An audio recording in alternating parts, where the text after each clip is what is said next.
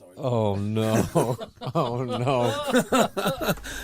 Terrible Christmas for you. I'm so sorry.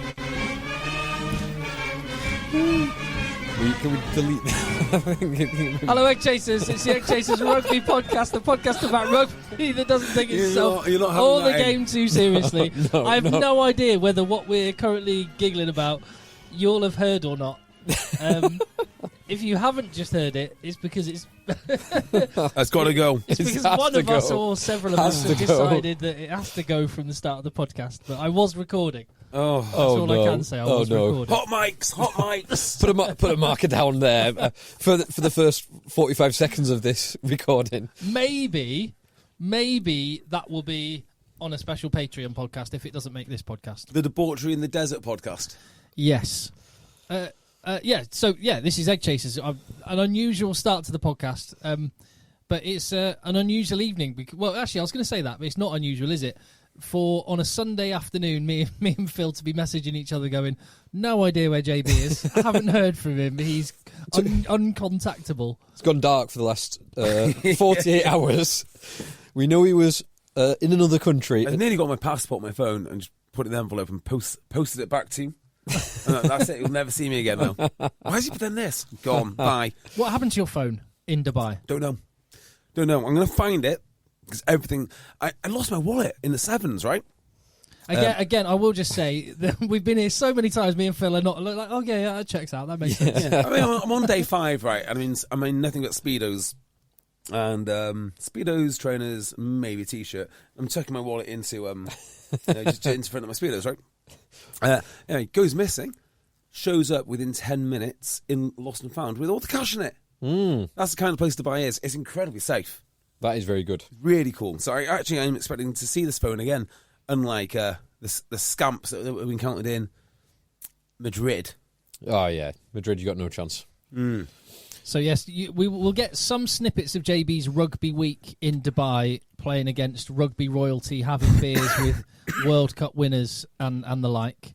And maybe there'll be some extra little nuggets, potentially including what may or may not have been at the start of this episode, as discussed. Exactly. On a special Patreon podcast. If you want more content and to support the podcast, patreon.com/EggChasers, wherever you get your podcasts, hit subscribe. And this is the only podcast there for you 52 weeks of the year, every single Monday into our 10th season, whether or not we're half cut from 5 days on the beers or not, as JB is. You're actually doing all right, mate. Yeah, I am. I'm pretty good. Give me multiple days on the beers, I'm okay. One night is more difficult than multiple days, I find now. There is something about waking up and just almost getting straight back on it. Yeah, Take the edge off. Knowing there's more beers in your immediate future. Exactly. You two are better at that than me. And when was it in New York? And I remember I did a little call home on like day 3 or 4. I did a little call home to just check in, and I remember saying to Kate, I was like, oh, I can't keep up with these two, and she actually said, "Man up." I think we headed out for a brunch at that point. Exactly. Oh, that brunch was fantastic. It was a good brunch, that. My word, Yeah. that was a good brunch. I did find a CrossFit gym in Dubai, which I booked on for the first morning. And do you know Rugby Sevens in Dubai has also got a CrossFit competition? Has it? So yeah, who knows what might occur next year? I still think there's a CrossFit pod for us to do. I don't know about that. I think we could. But we're going to talk about rugby. So I want to start with Eddie Jones because tomorrow his meeting with the RFU has been moved forward. Monday morning. There's a Monday morning meeting at the RFU. So by the time you may be listening to this podcast, you may know the outcome of that. What do you suspect is going to be the outcome of this meeting? I suspect he will have a few more coaches to burn out. I think he'll save his job and it'll be a vote of confidence. That's interesting because that's not what you want. It's not what I want. But I actually think we're probably slightly more likely that he goes now. I've just got this inkling. I think there's going to be a Monday morning meeting at the RFU, potentially closely followed by a Monday morning meeting at Leicester Tigers.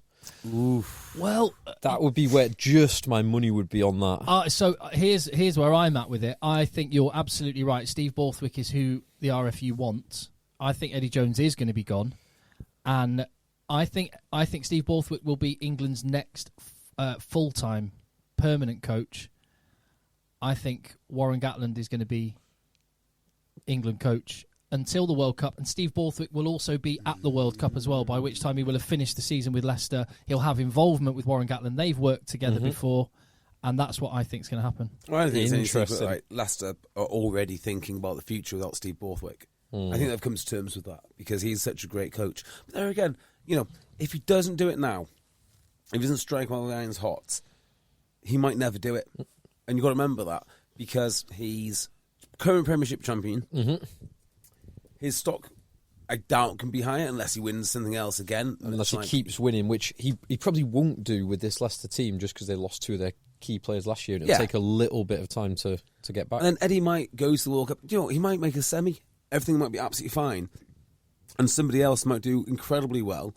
And the England job goes to them. Or Warren Gatland wants it full time. Or there's all sorts of permutations. If he misses his window, he might never get it again. And if he does get it again, it means that the window has been firmly shut on Rob Baxter.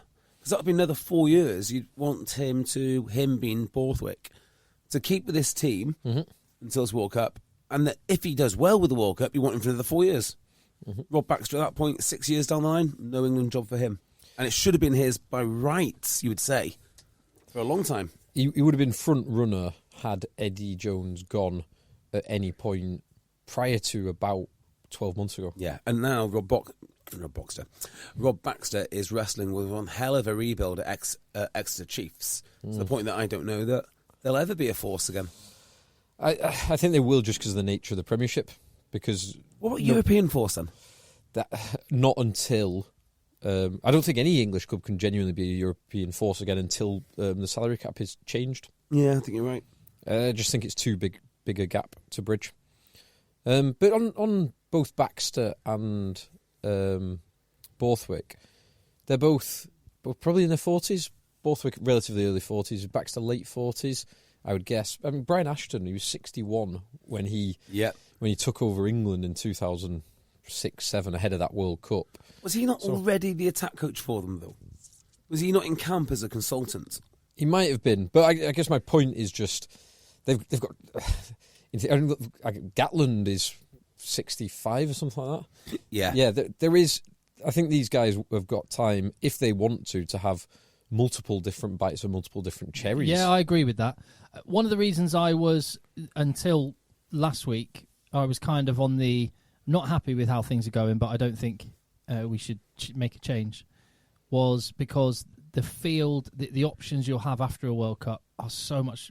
You're so limited by making a change now. But that's where this Gatland Borthwick, because they know each other, they've worked together, and I think actually you could have... Sorry, who's worked together? Gatland and Borthwick. Have they won? Yeah, where did they Lions. win? Didn't Borthwick go with the Lions? Okay. Well remembered, yep. Yeah. Was it New Zealand? Was it that one? Or the more recent one? Was it South Africa just gone? I can't remember. I can't even remember. It wasn't Sean Edwards, was it? Is Andy Farrell? Because it was always a big deal that Gatland picked Andy Farrell over Edwards. They always felt that. I'm trying to think. No, the last one, because the last Lions team, coaching team, I thought was very underwhelming. So that was Tandy, Gatland, Townsend. Management in 2007, assistant forwards coach Steve Borthwick. There you go. Was it 2007? 2017. So he knows what he's getting himself into. Yeah, they've worked together, and so that's why I think it could work. If Steve Borthwick's the man they've decided they want, then Gatland would be a good interim, and I'm happy with that. Pete Stevens has emailed, contact eggchasers@gmail.com. I think he asks a good question here. He says, lads, why does no one talk about the next England head coach being Mark McCall? Well, I thought that. As we were talking, well, first of all, he's from Ulster, so maybe it might... Warren Gatland's from... Otago. I don't know why, but an Irishman taking over the English team just seems a little bit more of a stretch than a New Zealander. I don't know why, but just my opinion. And also, Saracens that's the club that just carries on giving if you're a coach. He's got everything set up there. He doesn't seem to have nearly as big a job in his hands as, say, Baxter does. No, I just think he's too settled there, and they're doing too well.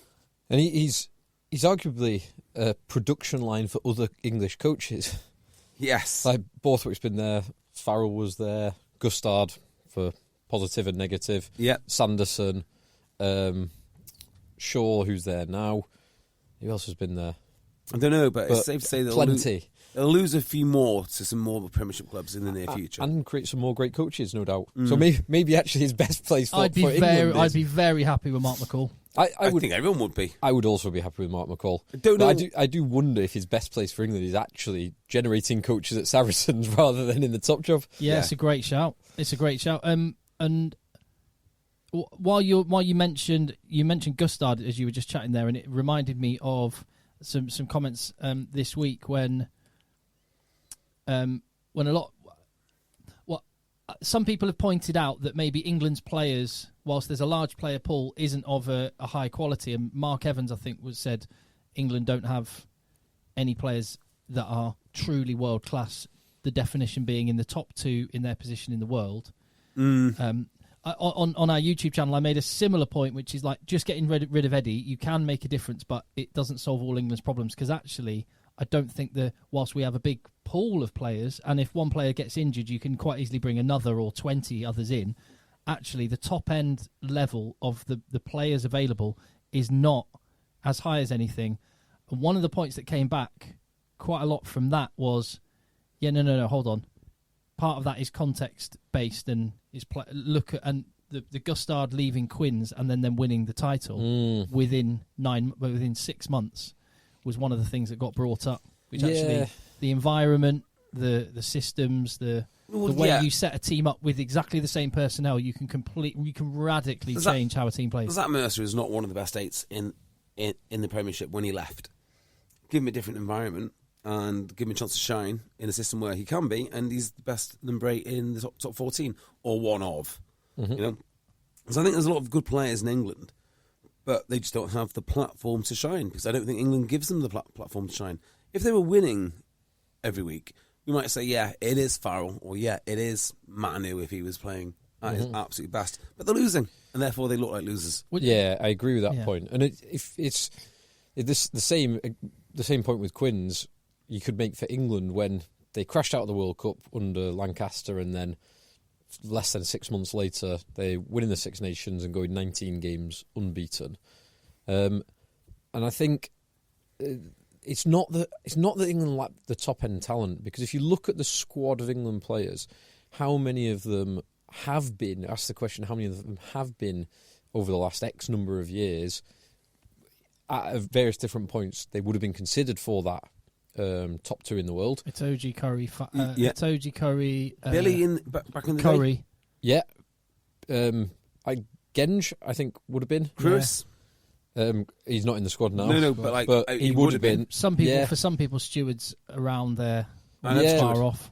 The thing is, if you're constantly asking for world class players, are you a world class coach? I don't think you are.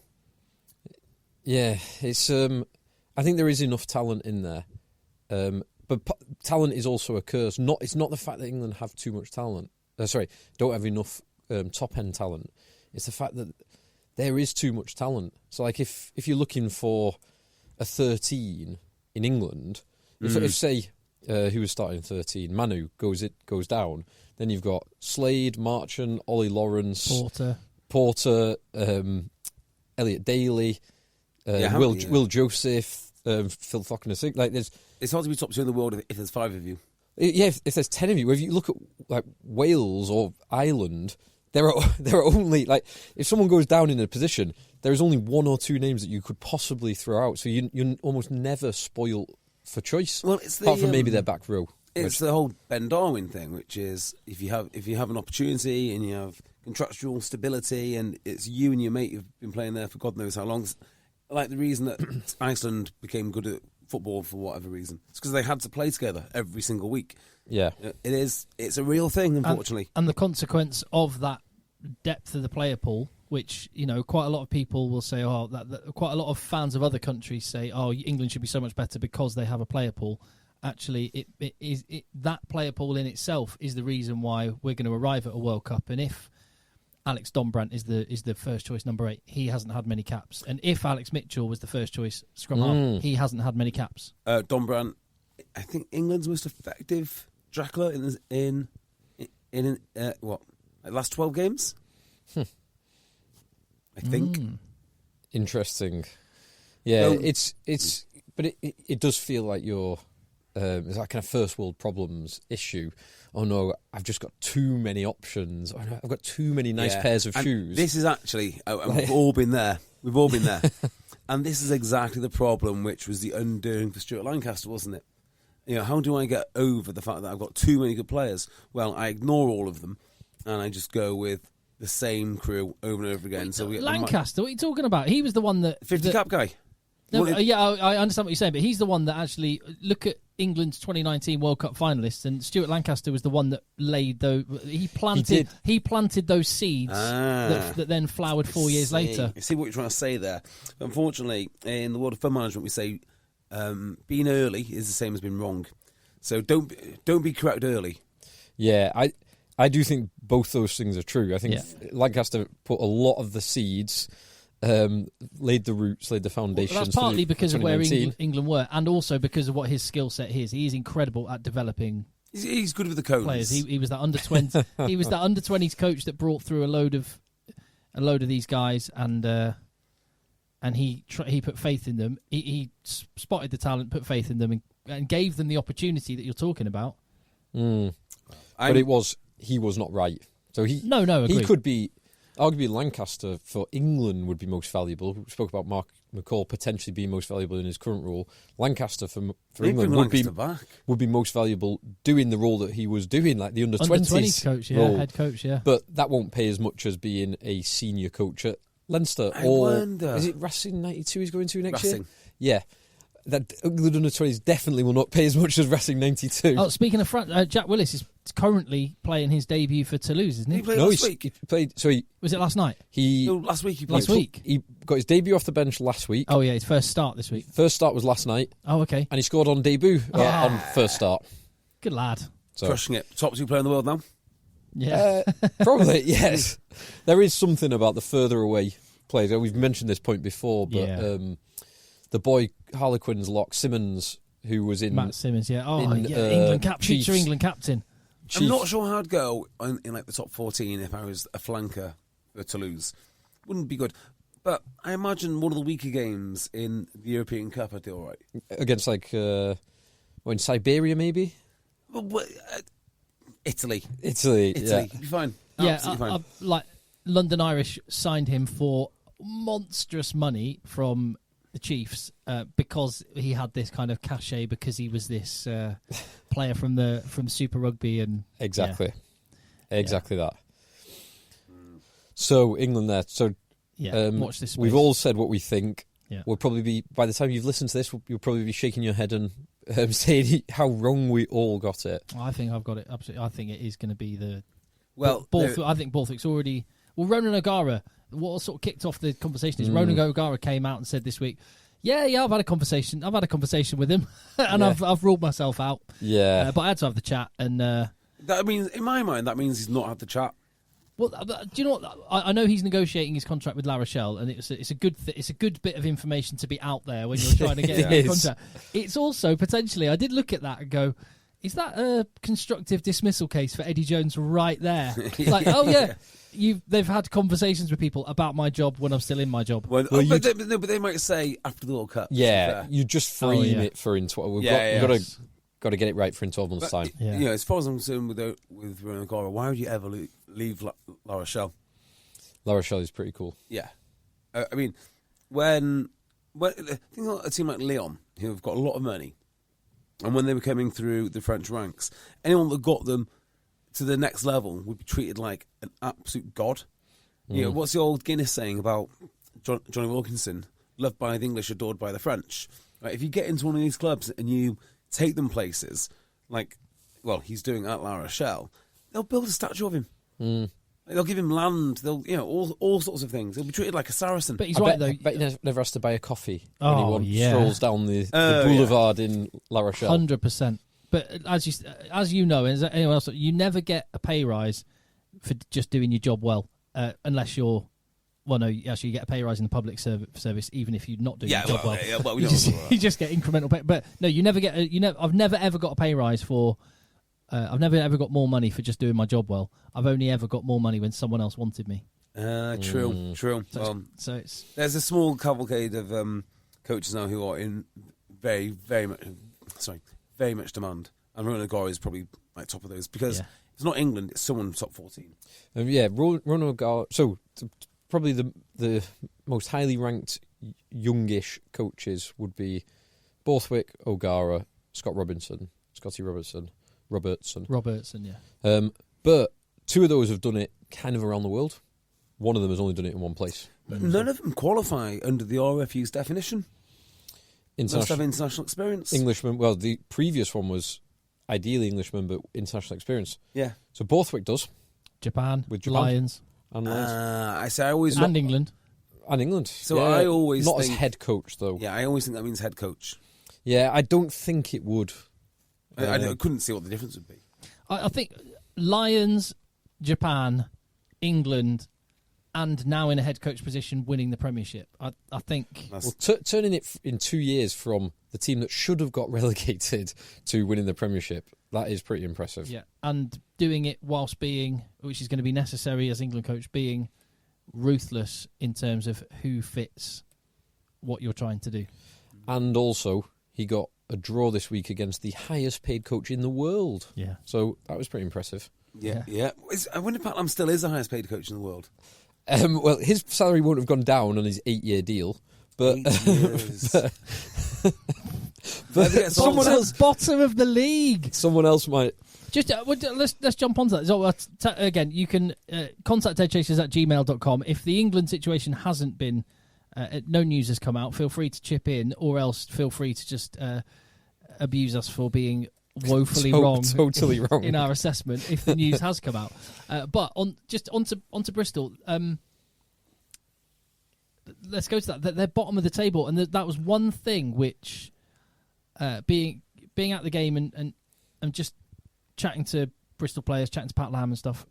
That's the one bit where obviously they'll be hurting that they're bottom of the table, and that they've been on a bad run of form. But it didn't matter enough that they were bottom. The lack of relegation it's tangible, it's real. When I asked about the six runs defeat and confidence and stuff, he's like, oh well, we'll keep going and we're positive and Judge the system.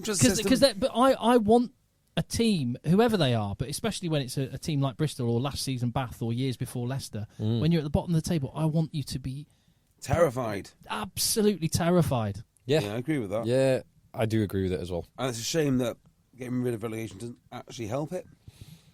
Well, also, that's the other thing. Is as someone I was chatting to, I was actually chatting to Dougie from the Moorlover podcast. He was working on camera 3 at the Bristol game, and we were having a chat, and he said, nothing's been sorted out about what's happening with the Premiership next season, has it? We are at the halfway point in the season, and we still haven't got a clue who's going up, how many teams next year, what's happening.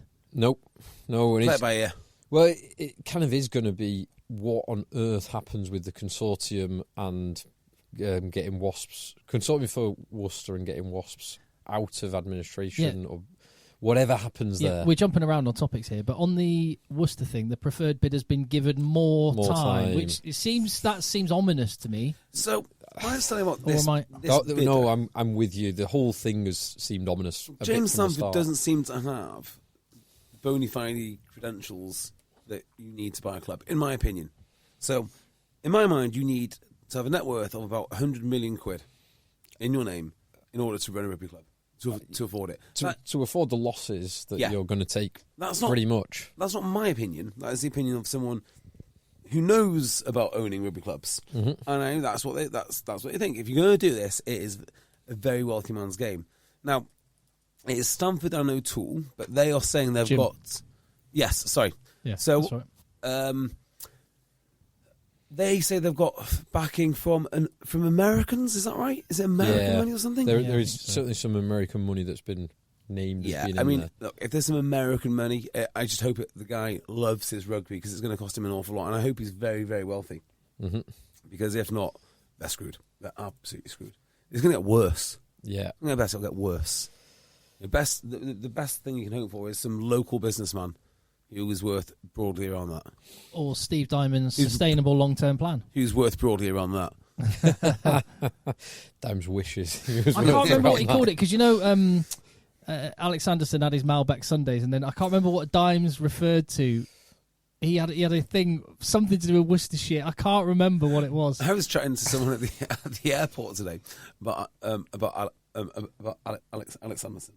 He told me an amazing line about something he said in an interview about Sam James. Did you hear the interview with Sam James? Don't think so. He's just come out and said, I love Sam James. So he's listing all the things that he likes about Sam James. And he goes, do you know what? No, actually, I just love him. I just love him. Love Sam James. Who doesn't? Who doesn't? I love Sam James. Did he pass an important milestone? Was it like a 100th appearance or something like that? 200, yeah, maybe 150. It's got to be more than 100. Yeah, definitely more than 100. You loved him that much. Why didn't you play him at 13 instead of Rob Dupree? That's what I want to know. Questions must be answered. I'll ask him I'll ask him next Sunday, and I'll ask him on Tuesday night. It's pretty cool, actually. So I don't know whether it's just Sale do this. I don't assume all the clubs do this, but Louis, my son, is in the Sale DPP program, and they've invited all the parents to the stadium on Tuesday night, and Alex Sanderson's hosting an event. That's cool. To try and here as a parent, here's what you can do to help your lad. Here's what we're trying to achieve, and it's pretty cool. And if you start talking about good people and whatnot, walk out. Walk out. That's something. So one thing I noticed on the address when this email came out saying come along, it said it was called the Salford Community Stadium, not the AJ Bell Stadium anymore. So I think AJ Bell is no longer the name sponsor of the stadium, but I think the branding is staying up. AJ Bell branding is all staying up because it's too expensive to take it down. Oh. That's happened before, so that might be why what's going on there. But I'm sure that AJ Bell deal is a long-term deal, but here's something for you. I think his name's Andy Bell, who started AJ Bell. Which makes sense if it's AJ Bell. But yeah, obviously a very wealthy individual now. But they flew him down to Six Ways when they were trying to save Worcester, and they badged up all of Worcester as the AJ Bell Six Ways. And it didn't quite get his attention enough. If he wants to buy a rugby club, he's got a director of rugby who's easily on hand. Just saying. Local to the area. Local to the area now. Interesting. So, we're halfway through the season. We don't know what's happening. Next year. And we're halfway through the season, and Bristol are bottom of the table. Did you see Northampton's financial results? Yes, small loss save for an insurance event. Small profit save for an insurance event. Which was quite impressive to me. Quite remarkable because it included some of it was the financial year 22, so it included some of the lockdown in 21, I think, or the very back end of lockdown in 21. Yeah, so I think they made £300,000 profit, but that's because of a £500,000 insurance coverage, whatever it is, been paid out. I think that's amazing. I think everyone at Saints should be rightly proud of what they've done there, because that is hard. Yeah. And if they can carry on... It's hard in any circumstances, never mind in some of the pandemic window where they had fewer people visiting, fewer fans. Say, it is hard to dislike Saints. It's hard to dislike how they play the game, the infrastructure around them. The transparency around their financials is amazing, because they tell you absolutely everything. This is what happened. This is how it happened. Yeah. Although I was just going to mention, so we just mentioned Bristol being bottom of the league. They had a loss of $3 million, did they? Well, they are not on financial results, but in terms of points for and points against. So they have the worst points difference by some margin, actually. Yeah, they do. 32 worse than Newcastle. They're minus 82. I've got more than that. I've got the points for minus 82, yeah? Oh, yeah. Yes. Yeah. So minus 82 points difference, but they are the second. They've scored, actually, the third fewest points for behind Newcastle and Bath, and their second worst points conceded, only behind Northampton. So for all the good that Northampton do, their defence, and that's something that showed this week, their defence is at times not good enough. Well, as Chris Boyd says, it's what you leave out that counts. How do you make the boat go faster? And as far as he was concerned, it's all about working on the things that you're good at. He said, in fact, I'm sure he's saying you'll always be bad at something, but what will it be? And I guess that's what they've decided. We've only got so many hours in the day. They're bad at defence and their tight five is bad. But they're amazing at lots of other things. But how is the tight five bad? You got the England captain, Dave Ribbons, the replacement for the England captain, Coles. Yeah. Well, Coles isn't in the tight five. No. Coles was playing 6, wasn't he? Oh yeah. But the point still stands. They should be good, but they're not. They're not. They're not. Their scrum got bullied at times by that Gloucester scrum. Balmain and Rapava Ruskin. Balmain is one of the most underrated tight heads in the entire competition. That is my best pick in fantasy rugby draft. Was getting in, I think, in the 4th or 5th round, getting Gloucester's front row. It's turned out to be a very good pick. It looked like a horrible injury for Jack Singleton. Yeah, I'm glad you mentioned that. Actually, yeah. What happened? Wish him well. Innocuous, no foul play. They didn't replay it on the screen, but it appeared, and I only watched it at the time, but I saw him go down, and it just appeared his the lower half of his leg wobbled it was like 2 frames. It wobbled in a way that you don't want to know. Yeah, so my guess would be some kind of fracture or dislocation of his lower, I think, right leg. That is actually an enormous loss. I mean, that's a table-changing loss. Well, they're lucky they've got Cicino, who's also very good, but they had 2 outstanding hookers, and now they've got 1 outstanding hooker. One of the reasons Gloucester works is because those driving mauls. We spoke about this before, and they did it to great effect in this game. Yeah, you want to play Gloucester, you got to expect them to go to the back of the maul, set up a drive. In fact, you've got to work out how to get 2 scores on the board just to match their mauls, and then you can play them properly. And one of the big reasons for that is Singleton can hit the back so consistently. So if you're trying to defend a line out and you've got Singleton on the field, you defend differently to playing against Singleton than you do against Cicino. Everybody knows this. But yeah, I mean, hitting the back man, that helps a massive amount. And George McGuigan's arrows are brilliant, and that's a reason why Newcastle are particularly good at it. But those 2 teams, I love the fact that those 2 teams have managed to keep that going at a time when it appeared like the driving maul was being shut down as a weapon. Because they're smart with their coaching. Very smart with their coaching. Yes, and they were very handy. The driving maul was very good. Their scrum at times was totally dominant this week against Northampton. But also Gloucester, he's such a quality player. Carreras playing at 10. Yeah. The way he hits... Do you think... Hang on. On a serious note, do you think he's playing at 10 because we brought this to someone's attention? No.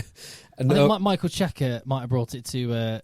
he plays 10. Oh, all right. Why didn't you tell us you played 10, Santi? I think Hastings might have a niggle. Yeah. But... What an option. The way that he takes the ball to the line, the pace that he put on it, there's 2 times, one for his try and one partway through the first half, where Finn Smith was the man who was supposed to be marking him and just couldn't get near him. And Finn Smith is a great player, but he was just totally thrown by the flatness of the pass and the way that, as a 10, Carreras explodes onto the ball. Was absolutely sensational. And he looked amazing in this game. He did look great. Did Finn Smith play well? He did. Some of his passing was very, very good. So the range and options for his passing was excellent. He did those 2, the Carreras try, and then there was a break where break from a line out where him and Mitchell both kind of misread Carreras, where he looked a bit shaky defensively. But other than that, he looked okay, considering he was behind a pack that was getting beaten up a bit. Yeah. What do you think the attendance was for the Saints Gloucester game? Saints 14,000? 12,500. Well, no, come on. According to Premiership Rugby, so the real attendance. According to Premiership Rugby's website, the official website. Are you on Premiership Rugby's website now, not Ultimate Rugby? Yeah, not Ultimate Rugby, Premiership Rugby. You've had your fingers burnt. Yep. I'm guessing they've got it at 0. They have got 0, yeah. Yes. Nobody went to watch Gloucester, Northampton Saints, and Bristol Bears against Leicester Tigers. How many would you guess it that were there? Well, I would have guessed, because I was actually there, I would have guessed there was 14,000. 0 again, I'm afraid. Okay. So you're wrong on both I was wrong. counts. I was wrong. 0. Just on the Gloucester game, I do want to say I really hope Singleton is not out for a long period of time. And I have been wrong on this before. Earlier this season, I said that Akker van der Merwe was going to be out for a long time. And I think he missed 1 game week. Because there was a croc rule, and it looked like either his ankle or his knee went, and it just must not have. So I really hope that Singleton is okay. Yeah, watch this space on that one. Yes. But no, they're back to Gloucester needed that. One last thing on Saints before we go. I don't know if it's announced or not. Did you see a video of England training in the gym and then Finn Smith been there? But not been announced in the squad? No, but I did see some pictures earlier this year of Charlie Atkinson training with England. Yeah. But I've not seen Finn Smith. No, there you go. That was my only contribution. Mm. Finn Smith, the future. Top two player in his position in the world. Him and Marcus Smith. Yeah. Both. The Smith brothers. So Tim, you were we've tried a couple of times unsuccessfully to get onto the Bristol Tigers game because we're meandering through the pod this week. So just really, let's really get to the sort of crux of this. Who do you prefer being bottom, Bath or Bristol? Because it is hard, isn't it? Well, London Irish have just moved off with their win over Newcastle. They're level on points with Newcastle and Bristol. Yes, on 17 points. Yeah. I mean, like I say, I want that to really matter. On the one hand, Pat Lam was at pains to say, this is what a great league. Anyone can beat anyone. Did he know it was going to happen this week? Do you like when he knew he was going to lose against Newcastle? I thought Bristol the last 2 weeks actually they've narrowly lost to Sale and they've got a draw against Leicester. They look good, Yeah. I thought they looked good. The problem is, it's maybe I'm going to have to give Pat Lam a bit of credit here, but yeah, you can look good in the Premiership quite frequently, but you've got to win, and I think that is the difference. Previous years when they've had a bit of an advantage with how much money they could spend because of the situation with the salary cap, you could play well and win. Now you can play well, lose, because you need to be absolutely on it all the time. So yeah, he might actually have a point. That was a full bore Leicester Tigers, the champions, and Leicester have they're 4 wins, 4 defeats, and a draw now. They've played a lot of games away from home. I think they played 6 out of their 9 games away, but that was a full-on Leicester team. I looked at that team sheet and I honestly thought, as many good players as Bristol have got back in, and Semi came back and Ellis Genge was there, I thought Leicester will do him here. How did Ep18 go? Good. He looked really good. Got man of the match. Yeah. Did he? Yeah. His first ever Premiership man of the match. Yeah. Wow. As you told... Well, he was telling me just before. Was he? He went, I've had a Premiership Cup before. I've never had one of these. He played very well. Defensively, he's good. He's an attacking threat. He fits Bristol. It's a good fit. It's a really good fit. Well, I thought him, obviously, Semi and Diego Bailey on the wings all looked dangerous. Yeah. They were all beating players. They were carrying hard and well. And I think you're right. Bristol will be disappointed, as Ep18 said himself. They were disappointed in the result, but it was a very strong Leicester Tigers team. It was about almost as strong as they can put out. Look. And Bristol, it was a weird game though, because Bristol started well. Yeah. Leicester then controlled the whole of the rest of the first half. I thought after the first 10 minutes or so. Through their set piece. Yeah, set piece, kick the corners, control the game, box kicking and kicking the corners. And then the second half, Bristol just came back into it. And then it was the Van Wyk red card. That was on the penultimate try, wasn't it? And then Leicester had 15 minutes to hold out and couldn't quite do it. Yeah. But it was very interesting. And AJ had the kick for the win. Yeah, AJ could have won it. He got the pitching wedge out instead of one of his woods. Wasn't the cleanest strike, was it? It wasn't a clean strike. But does anybody understand the thought in Bristol at the moment behind having 2 first choice 10s? And I presume 2 first choice 10s on nearly first choice money. Well, the big problem is you've got you've got about 6 players who are on first choice fair play money. Everyone else must be paid like pence. Yeah. If you were going to sign AJ McGinty and then not play him, oh my God! Imagine how many Worcester and Wasps players you could have got for AJ's money. Oh no, yeah. And when I thought when they signed AJ, my thinking was, oh okay, right, Pat Lamb's going to have a bit more balance in the way he plays. He's gonna kick for a bit of territory and then play when they get into the right areas. And AJ McGinty at Sale was fantastic at game management.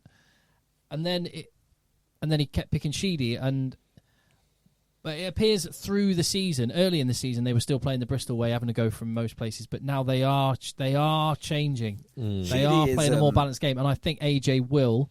I think over the next few weeks, AJ will become their starting 10 because they are playing a different type of rugby now. Well, Sheedy is hands down the better of the two athletes, better runner, better carrier, so on and so forth.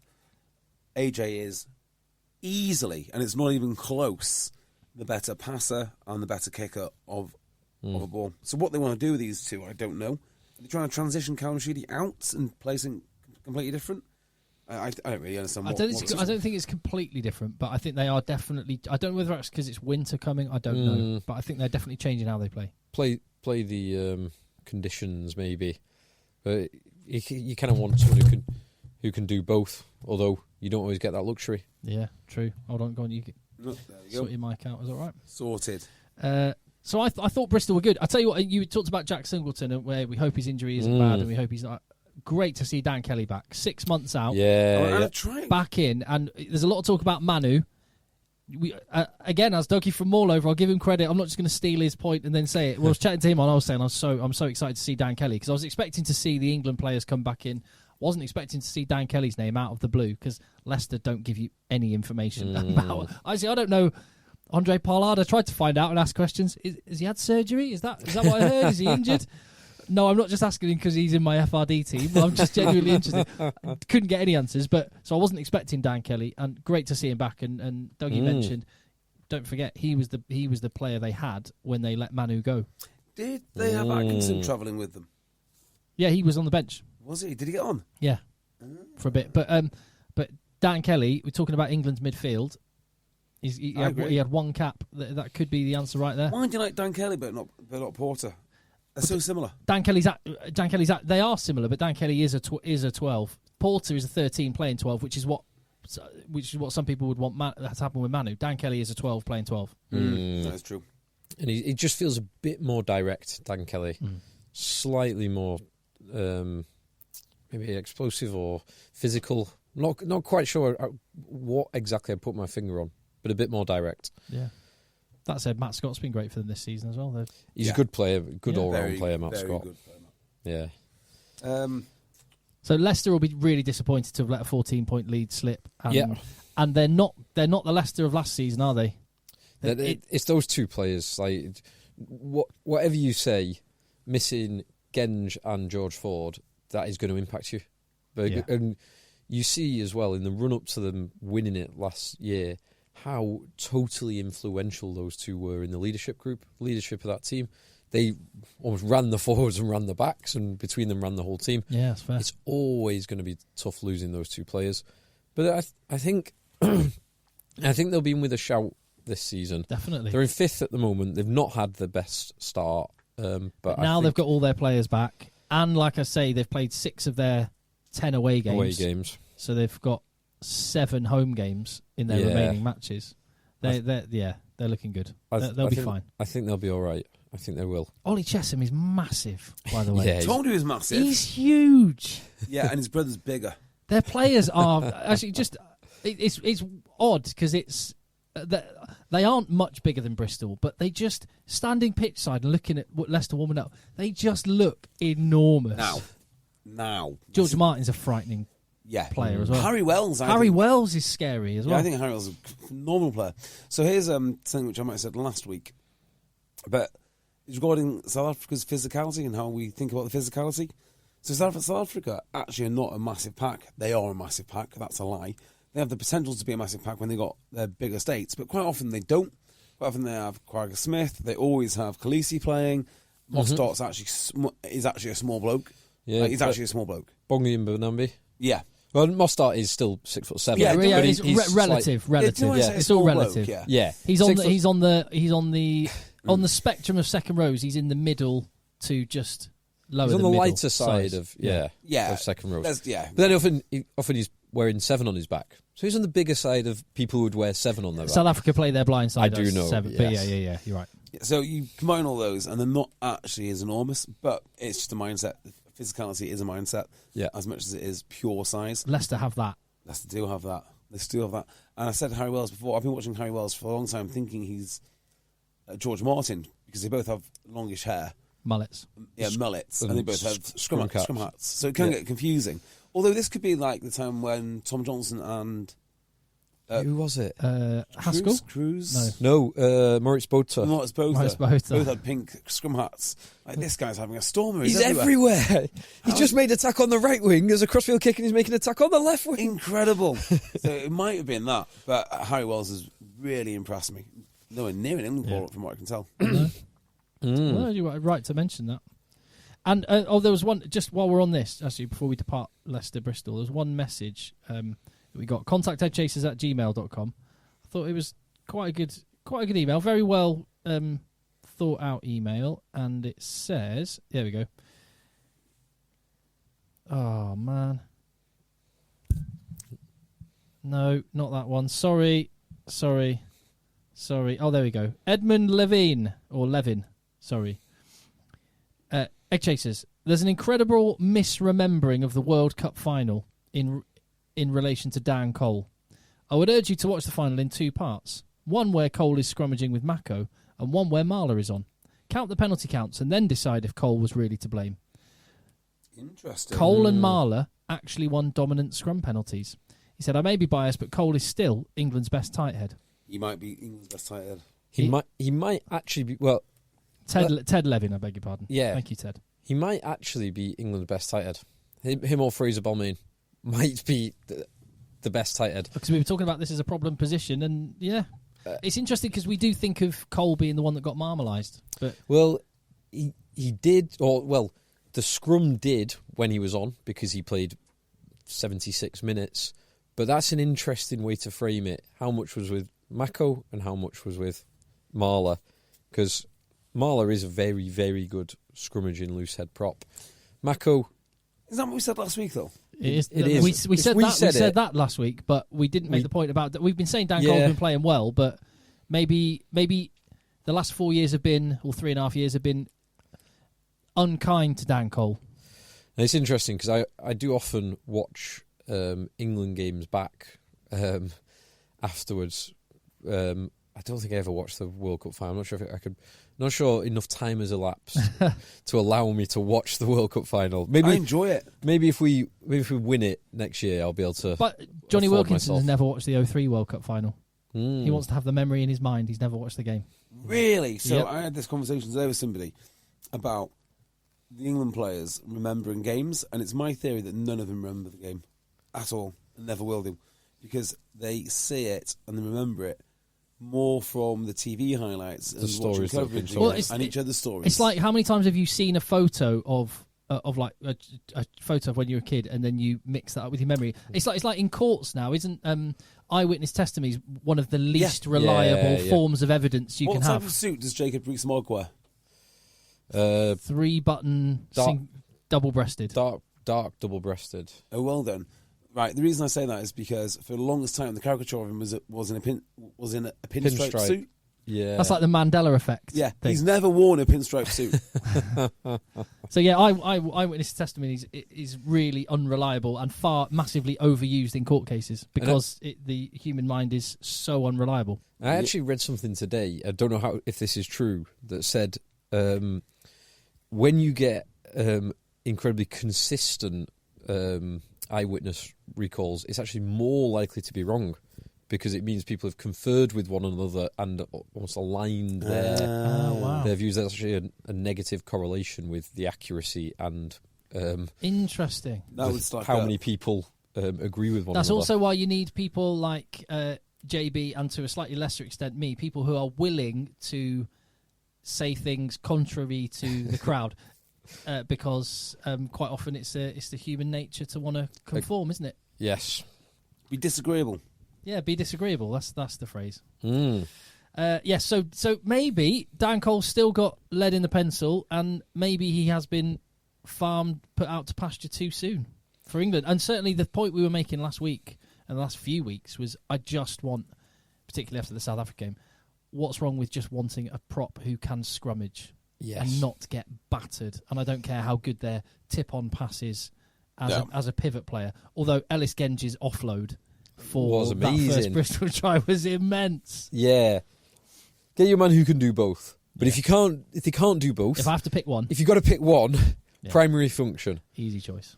Yes. There's only 2 other Premiership games to discuss, and I didn't see either of these. So I've only seen highlights of Irish Newcastle, which was probably quite a good way to watch it, because there's some lovely tries, some lovely wide range of passing from Paddy Jackson, who also got on the scoreboard himself in his, I read somewhere, his 55th consecutive Premiership start. Is that right?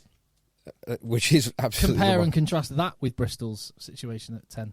Yeah. Yes. Yeah, so exactly. Like, who was Although that? they're both on 17 points and bottom of the league, so which point. is right or which is wrong. Fair point. But talking to players who consistently are doing the business in the Premiership, and whether or not you buy into the Eddie's Test match animal thing, but OHC, his try last week was against Leicester was class. Yeah. And he did some lovely things in this as well. Lovely things, including a 50-22 kick. Yeah. How many more years does Paddy Jackson need to be able to change allegiances?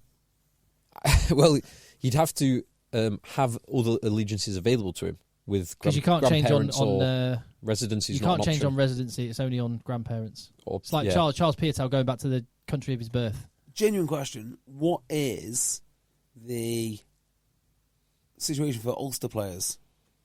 Are they Irish qualified all the time, or can they play for England for obvious reasons? Well, not in because they're a separate country UK. within the UK. So it would need Northern Ireland to start their own team and separate, and I'm not sure we want to go there. No, but why? There is an Ulster man who's looking at switching allegiances. Is there? Who? There was a news report this week. I think it was on BBC that John Cooney. Oh yeah, he's got a Scottish family, and would consider he would be eligible because it'd be 3 years, I think, ahead of the World Cup. I'm sure a long way to go. It's good. He can step down from Ireland to a tier 2 nation. Joking. Tier 2 nation that beats England half the time. Yeah, exactly. Quite. Problem is, I'm not sure Paddy Jackson plays for England. Actually, it's a shame. He's in a high competition position. Let's put it that way. But he's playing some lovely rugby. Really I feel sorry for John Cooney because again, I don't like the qualifying on residency thing. When Jameson Gibson Park retires playing rugby, like CJ Stander, who I've got a lot of time for CJ Stander as a bloke, as a rugby player. He gave his all for Ireland when he did wear the shirt. But as soon as he retired, he went back to South Africa. He might never come back. Same goes with Jameson Gibson Park. He'll be back to New Zealand, and I don't begrudge him because I would do the same thing in his shoes. But I just the counterpoint to that is John Cooney's a man who deserved Ireland caps and missed out on it as a consequence. Deserved more than he got. Yeah, 100%. Definitely, because he's a quality operator. That's it. As I say, I'd do the same if I was Jameson Park. Family, coach, financial advisor. I'd tell him to do the same thing. Irish really battered Falcons. In the end. Yeah, the last 20 minutes. Which it was 2017 at one point. It's very Irish. I mean, quite often they found a habit of coming back in the last 20 minutes, as they did against Leicester last week, and they've done many times.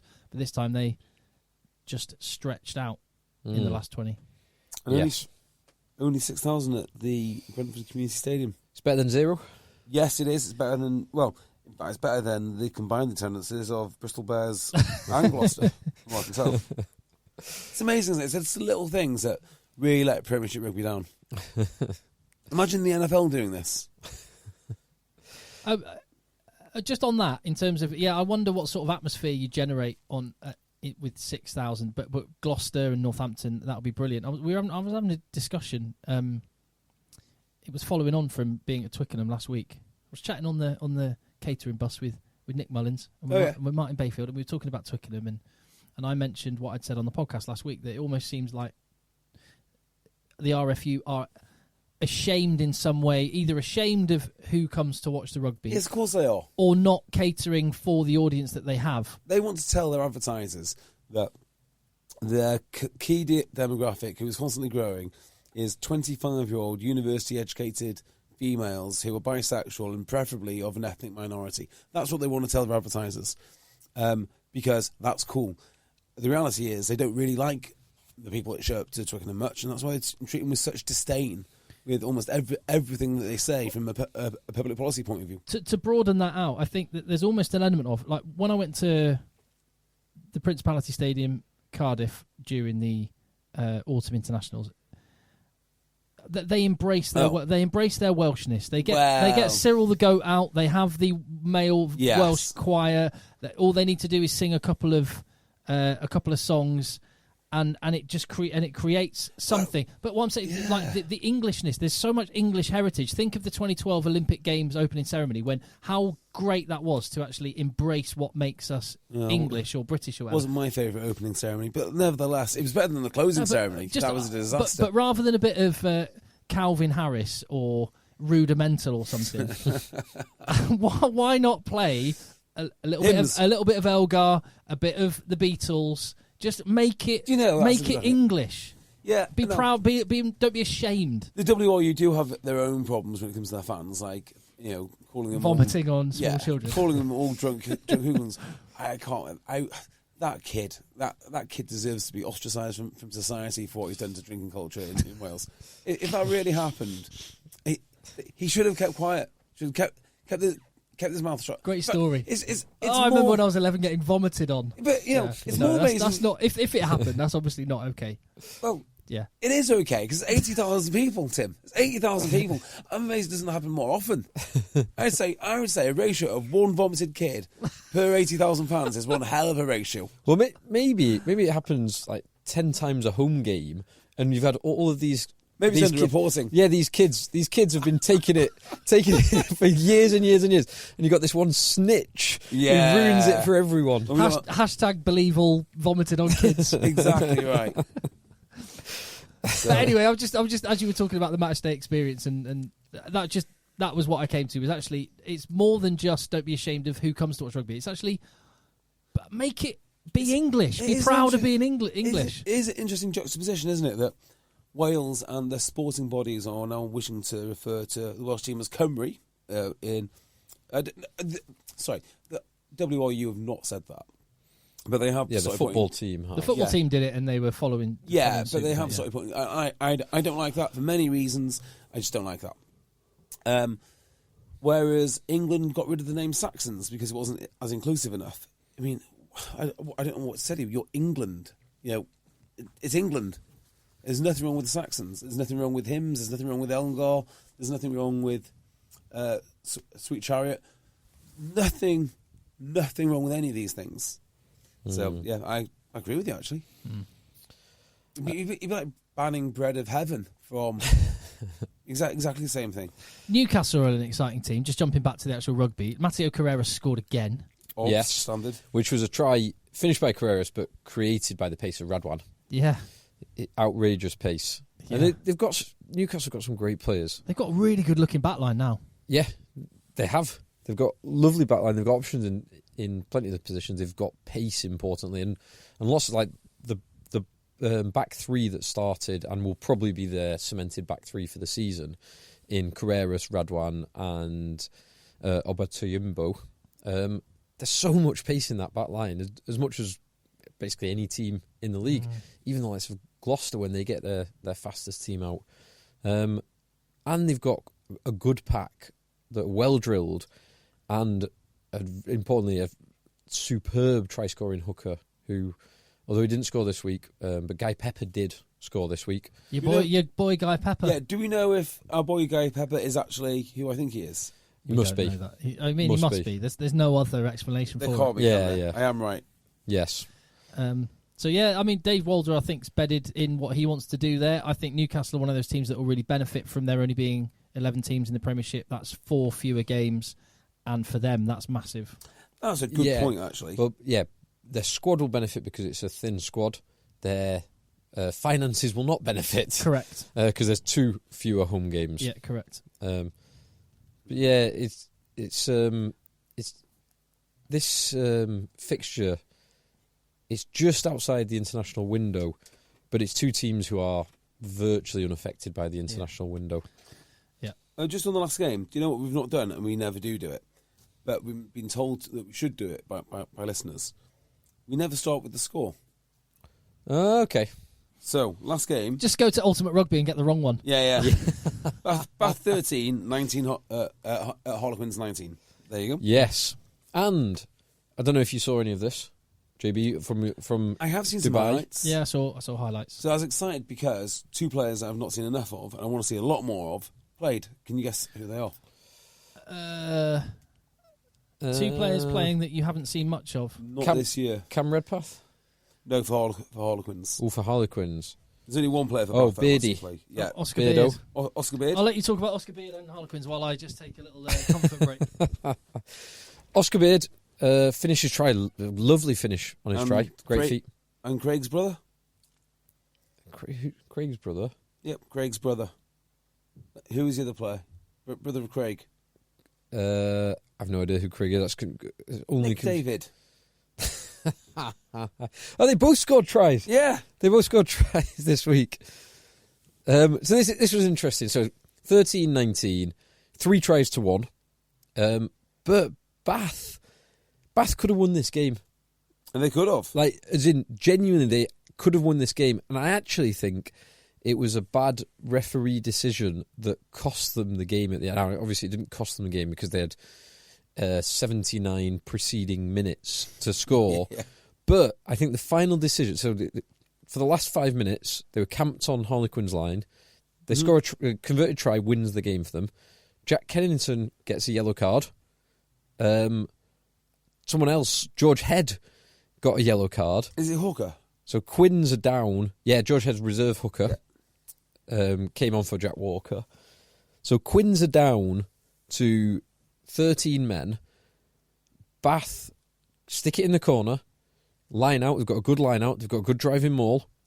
I think Tom.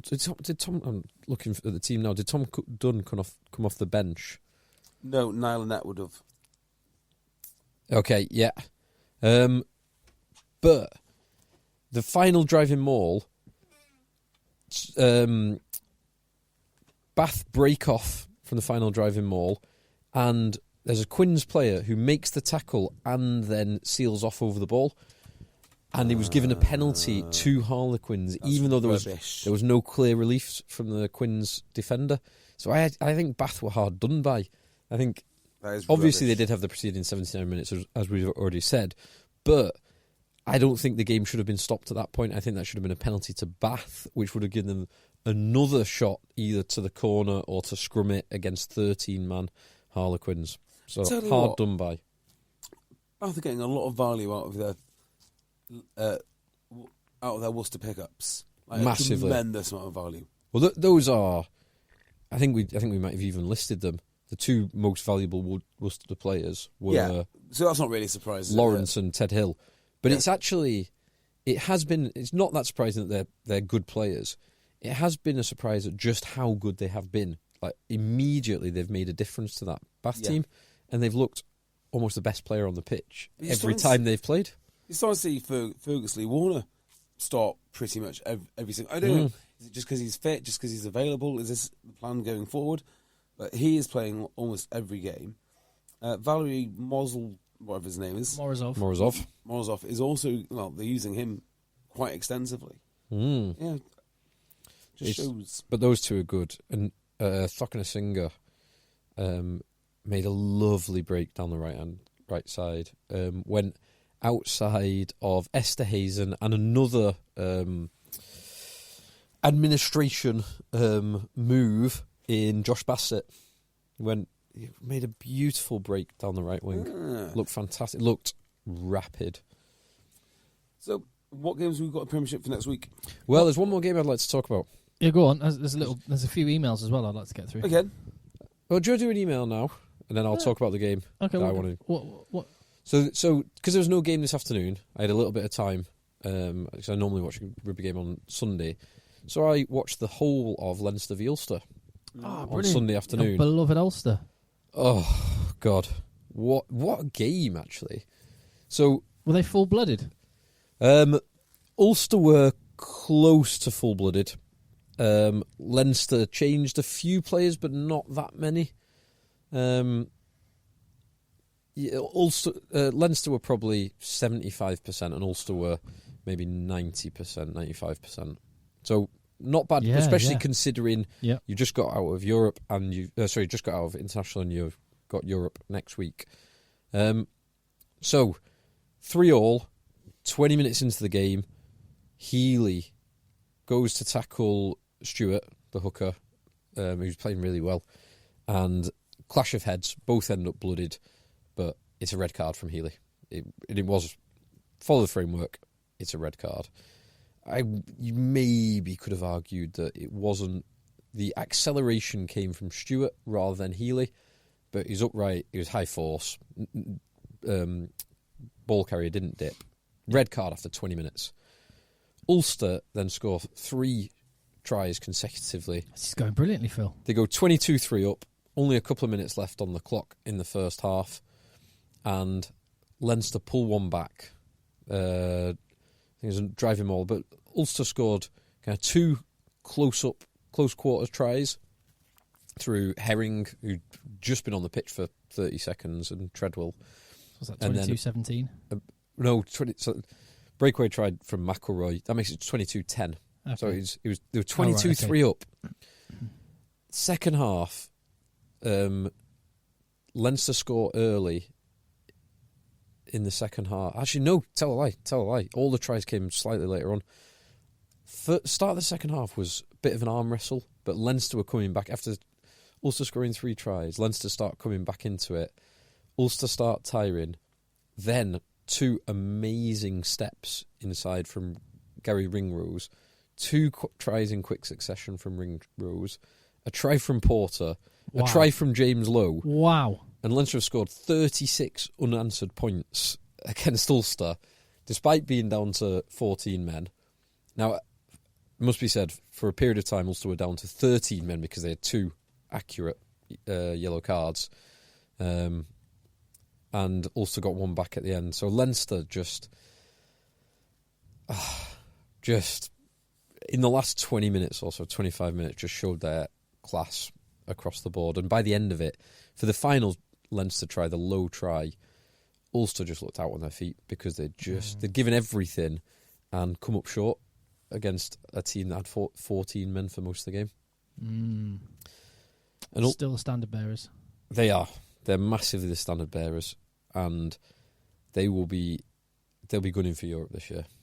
They really will. Losing semis? They might add another star. I don't know. I always think that, I mean, the Pro 14 or whatever it's called nowadays, the Rubbo Pro Direct 12, it has definitely improved. It is more competitive. Games like you're just talking about then will benefit Leinster.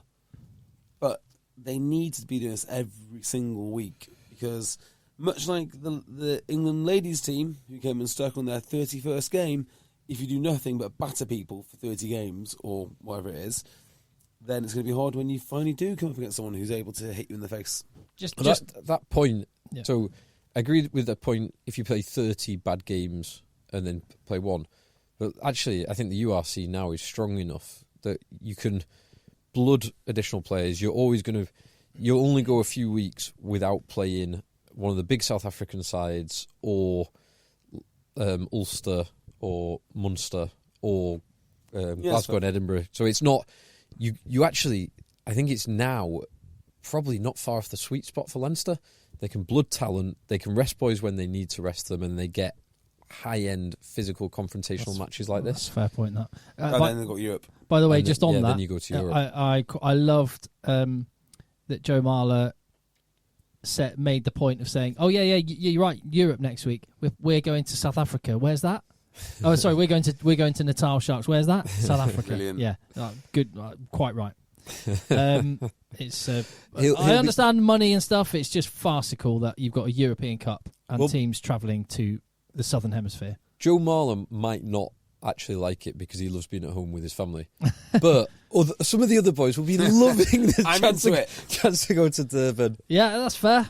Can't argue with that. But there won't be many fans going out there. That's the shame. Whereas if they were playing a day trip to La Rochelle or Lyon or Toulouse or Connacht or Cork or Dublin or Belfast would be amazing.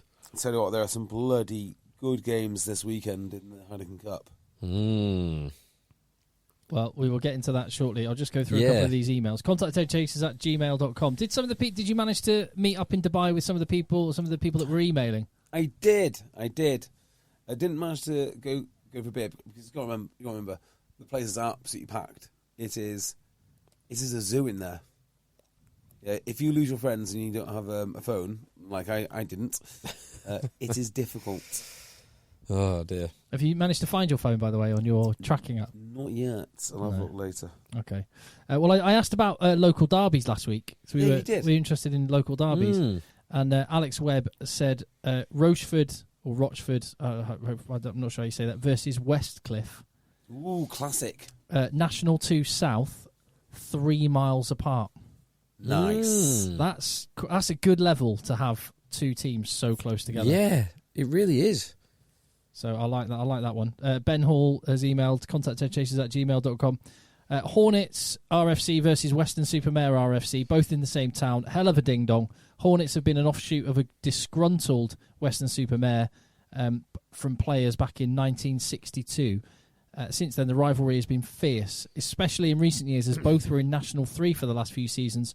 Hornets being promoted to National 2 for this season has halted this until the club down the road catches up. Oh, the upstarts, the new team being better. That must hurt. That must hurt.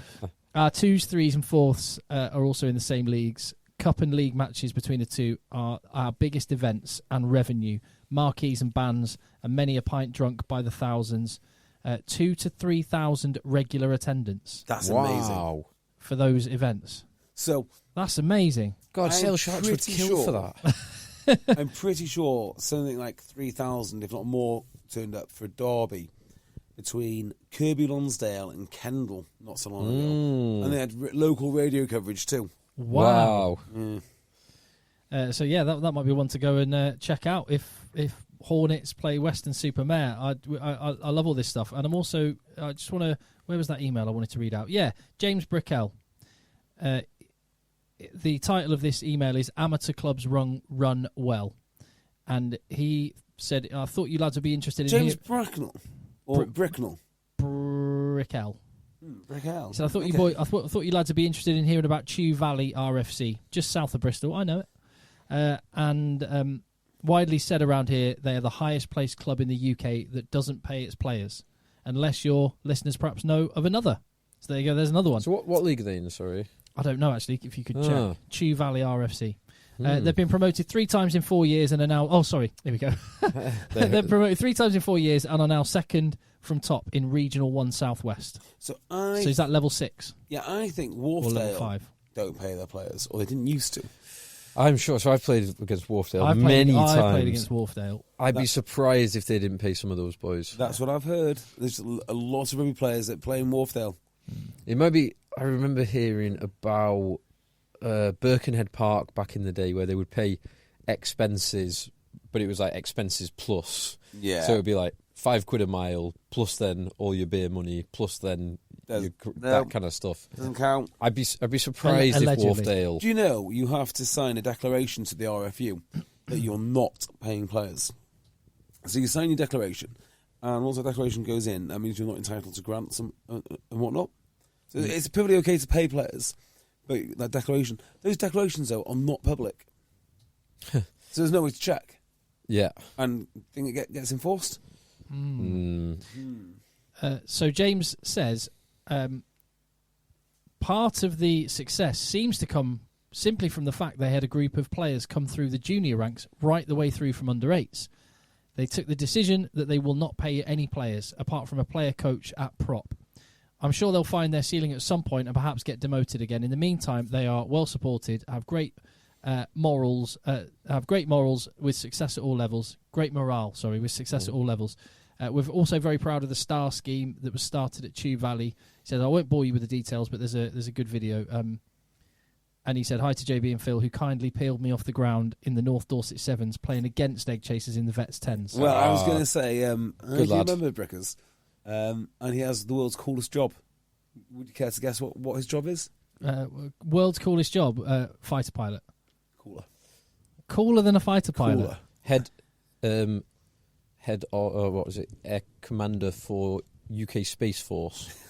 Not quite as cool as that. That is a pretty cool job. Yeah, not quite as cool as that one.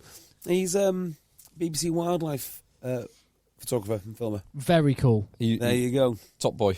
Very cool. Well, I've just had a look at that. Yeah, we had a good few. He was the boy who had the head clash with Dave Kenny. Yeah. Yeah. Oh, that was awful. Brutal. But he was back on the bays. Fair play to him. So is that the healthy message we should be sending to the? Well, he took it easy. It's politically incorrect. Don't say but that. he's a grown adult that made his own choice. No one was did he, forcing him Tim? to drink. Oh, how do you know, Tim? How do you make that decision for him, Tim? So, it sounds like Chew Valley have got a great thing going there. And I won't go too much into the star scheme, but I did have a look at the link. And it's basically Bristol is an area with, a lot of, Ellis Genge would be the first to say there's, a lot of lads that could go down a different path, same as us here in Manchester.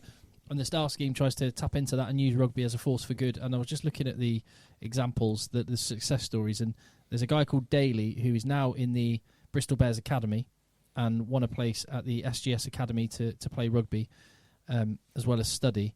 And that is he's been playing at Chew Valley since he was 11, when his mum thought he needed some kind of influence that rugby brings after his father was killed, and was also in prison for 5 years prior to that. And just, so, it sounds like they've got some great things going on there, and that's a proper city rugby club doing special things. So I appreciate you letting us know about that. Fantastic. Yeah, really good. And I love stories like that. So contact EggChasers at gmail.com. Right, so... sorry, one more local derby. I beg your pardon. Oh, yeah, please. Not many... I was at this club today. This comes from... I hope the name's right. The email address is Olive, is the first name. But anyway, so Olive, I'll just go with that. Not many physically closer derbies than Winnington Park and Northwich. Oh, I've played both of these teams, and you're not wrong. That'd be a spicy How far? one. So I know them. I know where they are. Cheshire. They literally play on pitches next to each other. Oh, do they? Yeah. I never knew that. Yeah. See, I've played at Northwich before, but I didn't really know anything about Winnington Park until I brought Rafi Quirk's Park under 15s there today. Over the road. They do have a clubhouse. Yeah, it's a nice club. Northwich don't have a clubhouse.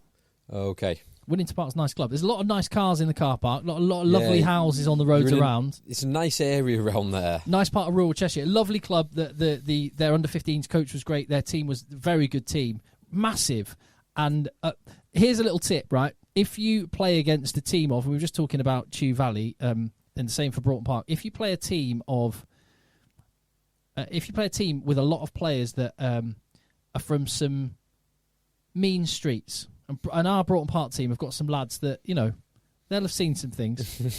Yeah. What you don't want to do to those lads is, as they come out to warm up, jog past them and laugh and say, look how small these guys are. Because I did not need to do any motivation. I mean, this Winnington Park team were massive. They were huge. But we've got some tough lads. And that was it. I didn't need to do any team talk. They heard it. They heard them laughing and go, look, these lads are a bit small. And our team just went, right, that's it. Sleeves rolled up and they flew into them. They won. But awesome. They smashed them. Good lads. Yeah. I like that. So it's the size of the fight in the dog. Yes. And all that. Bigger they are, the harder they fall. All of that. Not always true, though, is it? I found out. Not always true. Not always true. Always true. Well, you don't always find out because you just let your man tackle. Yeah, exactly right. Yeah, like what's his face? Morris Farr Savalu, which is your man. Never again. Business decision, mate. You're quite right that we got a big weekend of games coming up. Yeah. So rather than go through every single fixture, how about we do this? Have a look at the fixtures.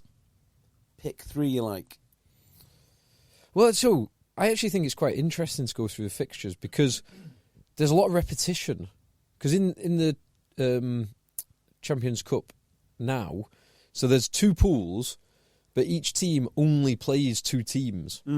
So you're going to be seeing, you're either going to be having a good ding dong or getting hammered. Hiding. Yeah. So I think it is interesting to go through them. So there's 12 teams per pool, so 24 teams in total. Yeah. You only play 2 teams from your pool, though, even though there are 12 in your pool, and you play the corresponding opposite ranking from the other competitions. So if you're the top ranked English team in your pool, you will play the lower ranked URC and top 14 teams in your pool. Mm-hmm. Does that make sense? Yeah. Loosely. Well, what day by day? So the Friday night, it opens. I think London Irish v Montpellier, it could have been a better game to open. I think, yeah, okay. I mean, the Brentford Stadium, we talked about it being 6,000. You'd love to. I mean, if that was in Montpellier, that would be a great game to start the whole thing. But yeah, that's a fair point. You want a big TV spectacle, yeah? Yeah. But I mean, it could be great. That is a bit of a shame, actually. But let's see how it goes. So that is a bit of a shame. Yeah, it's a big one for Zach Mercer because he's not going to be able to play Six Nations. So this European campaign is his shop window for England. Yes, for the World Cup. Yeah, fair point. But as for Saturday, that lunchtime game on Saturday is jokes. Monstrous. Absolute jokes of a game, that. The Lancaster Bowl. Yes. How's that? That's been a final before, hasn't it? Yes. Yeah.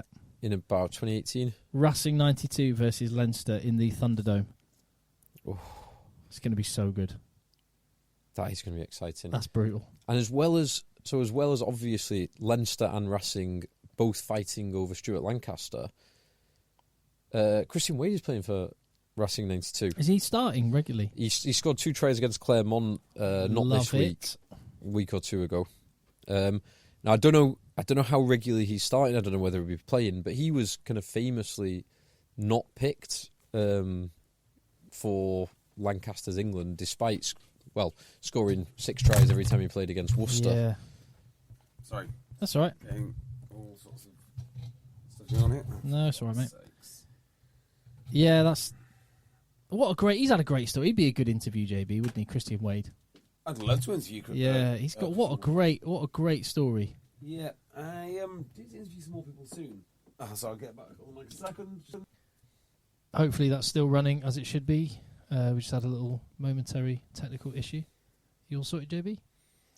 Good. How's the waveform looking? Good enough? I think we're all right. Fortunately, we've had enough of the podcast that even if this bit balls up, exactly, we can get away with it. Yes, but I think we're okay. Okay, so any predictions in that one? I feel it's hard to predict these. Racing Leinster, yeah, Racing at home, but it's Leinster. Oh man, I can't wait. I cannot wait for that one. Be a hell of a game, that. I'm not going to be able to watch most of it though because I'm in Gloucester, so I'll be preparing. Annoyingly, I'm going to be 30 minutes into a taster menu and wine flight at 2 p.m. Why are you Saturday. Going? I'm in London. Nice. Yeah, but you're in London. No one cares about rugby. You can avoid the result of that and watch it later. I could. Yes. Maybe it's not the best thing to watch after a wine flight, but correct. Yeah, I'll watch it anyway. Gloucester Bordeaux will be interesting. Is Tom Willis playing for Bordeaux? No. Oh, Tom Willis is playing for... Yeah, he might be for Bordeaux. Yeah, sorry, I was getting confused with his brother, Jack. Yeah. Tom Willis is... See if I can find it now. What else we got? Claremont Stormers, Quins Sharks, Bordeaux, Bulls, it is Bordeaux. Leon, La Rochelle, Northampton. So, I mean, really, the Saturday is all about Racing Leinster. Yeah. And the rest, I mean, the other games are good, but that is just box office. Absolute box office. Yeah. I think Quinn Sharks will be a good game as well. Sorry. No, it's quite all right. My phone is showing up at 2 separate hotels. Two? Yeah, and I was not either of these hotels. So it's like a worm. It's been cut in half. Yeah. Exciting. I would love to know who's had a great time with my phone. Who would do this? Great question. Half one at night at one hotel, then nips over the road to the other hotel. Well, they were just drinking, and then they're gonna. Who knows? I mean, it's interesting that they're not even worried about turning it off or chipping it. Maybe, or I remember when I had my I was working at a Bristol game, and I just nipped into the little Tesco across the road from the hotel I was staying in just to grab a pint of milk to have a cup of tea, and someone nicked it just while I was at the checkpoint. But within 5 minutes, it had been. How annoying! It was off, and then never resurfaced. Never comes on again. So it just happens so quick. Oh well. Yeah. I'm an idiot. Right, so where were we? I don't know. Talking about games or something. Claremont Stormers will be interesting to see. Just you get a level on where the top 14 and the ERC and where the Premiership and top 14 and Premiership and ERC are at with, like you say, Sharks, Quins. That's ERC? Is this what we're calling it now? Ultimate Rugby Championship. Yeah. URC. Yeah. Claremont are not the team that they once were. No, they're not. They're 10th in the top 14, and they've still got a bit of talent there, but they're not going to be competing. I don't think, I could be wrong, but they're not going to be competing for Europe and top 14s for a few years unless things dramatically change. It's those two Irish provinces are the big games the three actually, because Sale are actually having a good season. But Racing v Leinster on the Saturday, Sunday, Munster v Toulouse. Nice. And also before it's Sale v Ulster. That means if you're in London, you're not going to be going to see your beloved Ulster coming to town? Unfortunately not. Oh, you could have taken your Pienaar jersey along. I could have. And the annoying thing is, so there's a train strike on the Sunday. So you don't want to get a train from London to Manchester on a Sunday anyway, because it's 3.5 hours. It's ridiculous. It's 2022 and we're in the UK. Avanti West Coast. I know. They're a joke. Me and you spend quite a lot of time on Avanti West Coast, Tim. Unfortunately, they're dreadful. It is an absolute disgrace, and the prices are still. I know. I could tolerate it. So, do you know how I'm getting back? Flying. Well, I looked at flying, but because I was too late looking at flying, my only options were to go via either Brussels or Amsterdam, and I'm not doing either of those things. I'm not driving. Get the National Express. I'm on the National Express. Really? It is 5 hours it's going to take. Thank you, Avanti West Coast. They are dreadful. Oh, so bad. So bad. I know. Well, you wrap up this chat about the games then, and that's how we're going to play ourselves out. A song for Phil. What, with Avanti Express? Hold on. Do you remember this? Yeah, I quite like this tune. Yeah, it's a great song. Yeah. Anyway, carry on. Talk about the rugby. Right, I'm just going to tell you the winners. Right. Go on then. And I'm looking at this in Pool 1 and Pool 2. So in Pool 1, your winners are Racing 92, Harlequins, Bordeaux, Bulls, Shush, Exeter. It is good tune, this. Carry on. Exeter, Saracens, they're your winners in Pool A. And in Pool B, your winners are Montpellier, Clermont, La Rochelle, Ulster, come on Ulster, Toulouse, and Leicester Tigers. Love it. Right, have we got time for a quick podcast on our Patreon channel to dig into JB on his Dubai escapades? Oh, yes, please. I want all of the gossip. JB's looking nervous. Looking at where my phone is. All right, well, we'll track the phone down. And thank you for listening. Hit subscribe. Tell your mates. Let the boys play. See you on the next one.